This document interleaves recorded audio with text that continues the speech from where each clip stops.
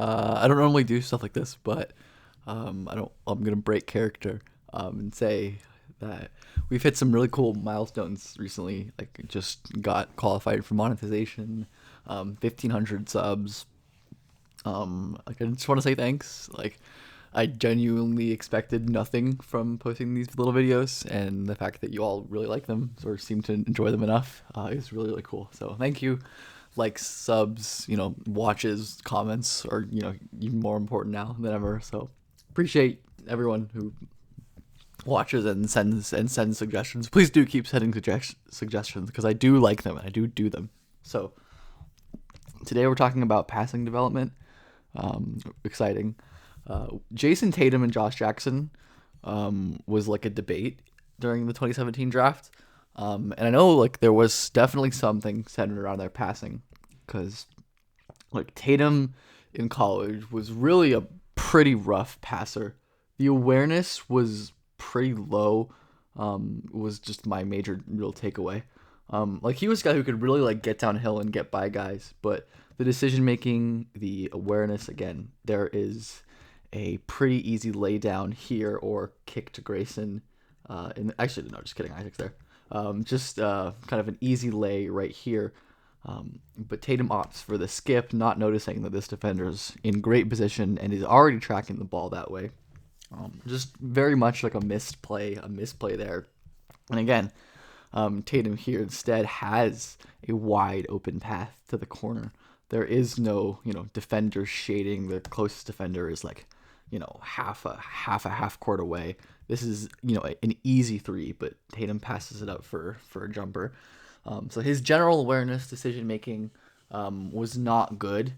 There were some moments where, he was able to make pretty simple passes, just like reacting to this defender slipping out, and hitting his big man inside. There might be some light manipulation here. Can't really tell, but it doesn't look like he turns his eyes to get this guy out. But either way, nice patience and vision to find him. Josh Jackson, on the other hand, was pretty regularly hitting pretty nice lay-down passes off the dribble like this. It was something he was doing like a good amount every game. Another like 6'6" wing, definitely smaller than Tatum, but being able to take and win off the dribble and find his big men on little dump off passes off the drive, really impressive. And off the ball, which Tatum really didn't get that much chance to showcase. His decision making was really snappy in scramble situations against the zone. When he was kind of off the ball and got help, like he immediately sees this defender sinking down from the wing, like before he even catches the ball and secures it. You can see him like turning his head and readying to pass. And the second he sets and secures, he fires it to the open corner because he's just so aware of everything going on. Out of these guys, I think I definitely would have expected, could have expected Jackson to be a better passer. And a lot of people did. Again, like just like finding really impressive laydown windows. Like this is not that easy of a pass over this defender in between, Bam and Monk here, which is able to zip that in for a pretty impressive layup. But obviously, like in the NBA, this didn't actually work out. Like Tatum in year 5 or whatever is a superstar and like a very, very good playmaker, and Jackson never was really able to pan out and is not as good of a passer as Tatum. So one of the reasons I think why is because of just how impressive and important like scoring volume and versatility is. Tatum was an awesome shot making prospect. A guy who was prolific, taking all manner of step backs and pull ups from like all over the court, inside and outside of the arc, and generally just scored with and exhibited great touch, and was actually like really coordinated and could take guys off the dribble with like multiple different moves. I really love like not just the handling itself, but the little head fakes and the way he raises his arms to like kind of fake a gather. It's really good stuff.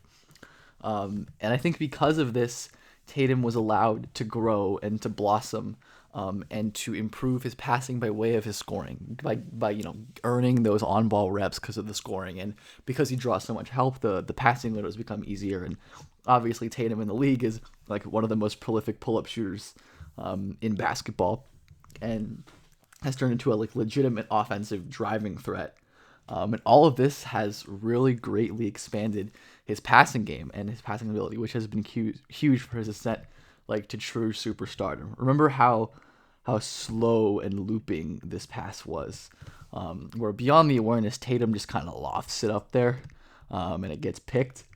And then we compare that to a play like this, um, where Tatum is just whipping it on a dime across his body, like under duress. This is like an unbelievably technical pass to make.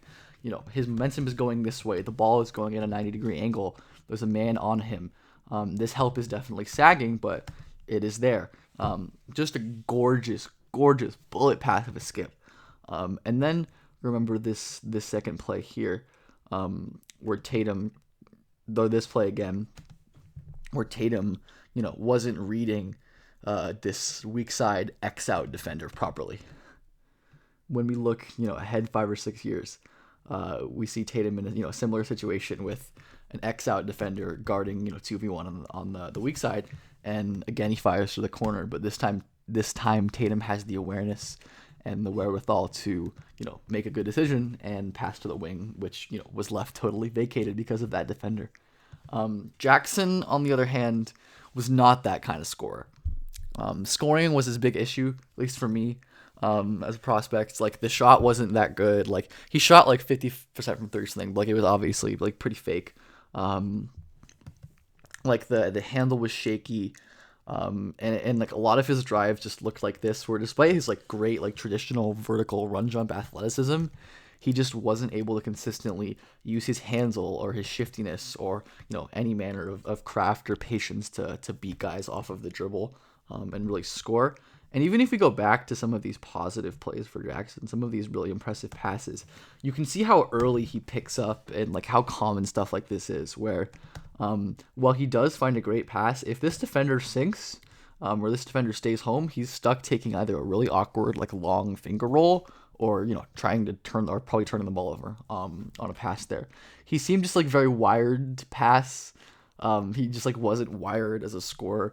Again, we see like a pretty similar thing happen in this play, almost like an even more extreme degree, where Jackson gets like a tiny bit of separation on De'Aaron, and has like great like torso flexion. His posture is awesome, but like this dig, which is kind of weak, forces a pickup. And again, he makes a great read here with Bam sliding down when he probably shouldn't. But like in the NBA, this doesn't fly. Like you're getting the ball stripped if you're picking it up and so stiff as a driver. And because of that, I think Jackson potentially never got a chance to expand on his passing and apply that awesome passing, because again, if you have the ball and you can't create advantages and you can't force rotations and you can't move help defenders, like there's no one to pass to. Everyone's gonna be covered. So like that I think was pretty important. And there's, especially like these last season or two, there's been some passing stuff where as like a bench, like pick and roll ball handler, he, exhibits some patience and some craft using jail, in his handle to get the ball in. But that stuff isn't so common. And a lot of his plays, excuse this, I don't know why the quality is so bad. A lot of those same driving warts are there, even in an off-ball roll. I mean, first, the shot being like, you see Darius Garland does not close out hard because he's not afraid of the shot.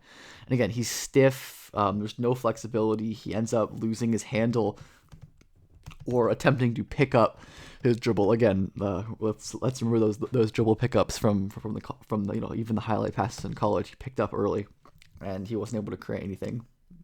And just, even against not the best defenders, just wasn't able to, get consistent separation on the ball. And again, just because of that, he wasn't able to use his passing. And if you're not using your passing, you're not developing your passing. I think it's pretty clear. But yeah, I mean, I just think this is an interesting kind of comparison. Two guys in the same draft. Obviously, like not, everything to take away, but scoring matters when you're thinking about passing. And I just find passing development really, really interesting to talk about and think about.